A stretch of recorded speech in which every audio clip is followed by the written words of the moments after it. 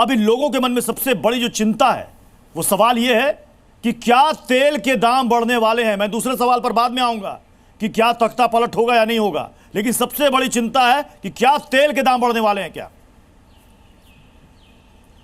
बहुत बहुत धन्यवाद sir, thank you very much. जब भी आपके साथ होता हूँ जी टीवी पर मुझे बहुत अच्छा लगता है, आपसे बहुत कुछ सीखता हूँ। फिर आपने मेरे गुरु एम्बेसडर लखन मेहरोत्रा को बुला रखा है। Ambassador greetings from me sir, I am sorry that I am speaking before you. आपने तो मुझे ट्रेनिंग दी है विदेश सेवा में सर।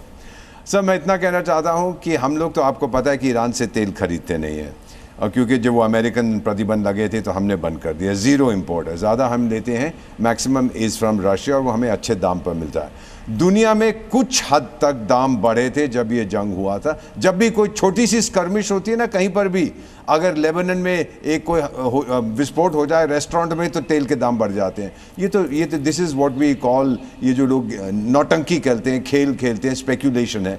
मेरा नहीं ख्याल बढ़ेंगे, क्योंकि ये जो स्ट्रेट्स ऑफ हॉर्मुज बंद हो जाएगी, वजह कुछ नहीं होने वाला sir. Ceasefire is going to come very quickly. Iran को बहुत मार पड़ी है, they are going to ask कि अब शांत हो जाइएगा। Oil prices will come back to normal. Gold की प्राइसेस बढ़ रही हैं, वो बढ़ती रहेंगी। अदरवाइज डोंट वरी सर, मैंने अपनी जिंदगी में 52 साल कूटनीति में हो गए, बहुत ऐसे मौके देखे। प्राइसेस बढ़ेंगी नहीं कर दी सर।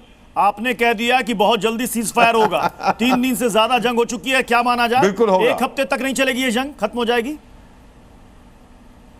100% खत्म हो जाएगी। ईरान के विदेश मंत्री ने ऑलरेडी कह दिया अगर इजराइल हमें ठोकना बंद कर दे तो हम जवाब देना बंद कर देंगे। उसका असला खत्म हो रहा है सर। इजराइल चाहता था मैं ईरान के न्यूक्लियर फैसिलिटीज को ध्वस्त कर दूं, ईरानियंस को मारना नहीं चाहता। अब जो एनरिच यूरेनियम के वहां पे पड़े हुए हैं, उनके इजराइल की फौज जाके उठा के ले आएगी। कहानी खत्म, पैसा हजम sir. You are going to see this happen very quickly sir. चलिए सर, आपने भविष्यवाणी कर दी कि बहुत ज्यादा लंबा ये युद्ध नहीं चलने वाला है। लेकिन मैं लखन मेहरोत्रा सर आपसे समझना चाहूंगा कि अगर हमारे साथ अभी थोड़ी देर में जुड़ेंगे लखन मेहरोत्रा सर, मैं के सिन्हा सर आपके पास आ रहा हूं। अगर बेंजामिन नेतन्याहू ये कह रहे हैं कि मैं ईरान के लोगों को खामनेई से मुक्ति दिलाना चाहता हूं, तो मुक्ति का मतलब है कि फिर तख्ता पलट?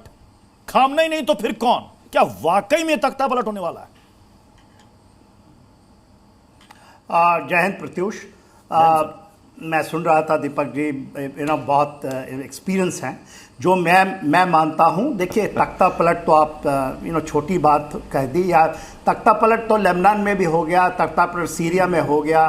अब आप ये कहेंगे कि देखिए पूरी के पूरी जो उनकी लाइन है, जो आपके नेतृत्व है, खास करके मिलिट्री नेतृत्व, IRGC के 22 कमांडर मारे गए, 1-2 नहीं मारे गए। ये होता नहीं है, कोई देश की इतनी कैपेबिलिटी नहीं होती कि आप पिन पॉइंट करके एक बार में, और 9 साइंटिस्ट जो भी थे। अब आप ये बताइए कि वहाँ पर बचा क्या?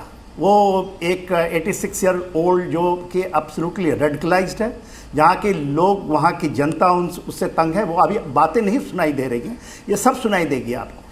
देखिए तख्ता पलट कहना तो ये मैं मानता नहीं। ये जो रेडिकलाइज्ड जो तरीके से इन्होंने किया था, आप हूती, हिजबुल्ला, और इन सबों को आपने अपने वो जो भी आपका एम था, जो भी आपका डिज़ाइन था, पूरे वेस्ट एशिया को आपने इस तरह में झोंक दिया। ये लड़ाई आज नहीं चली है, ये 23, हमें याद होना चाहिए कि ये 2023 में 7 अक्टूबर से चली है और लगातार चल रही है।